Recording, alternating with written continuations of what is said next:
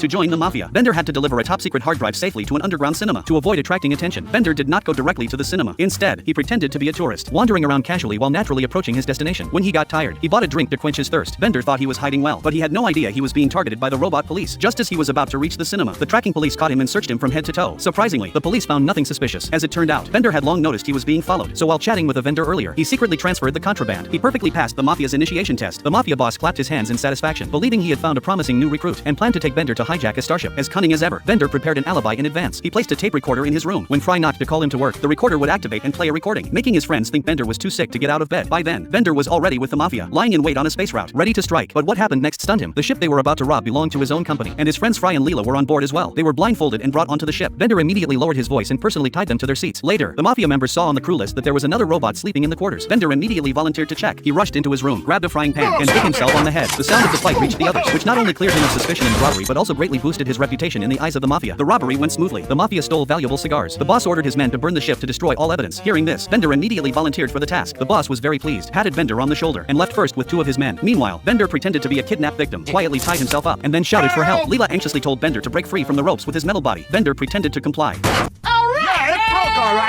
Although the cargo was stolen, fortunately the insurance would cover the loss. Bender also received his share of the loot from the mafia, happily taking the money. Bender announced he was quitting the mafia. Compared to being a full-time criminal, he found breaking the law occasionally more exciting.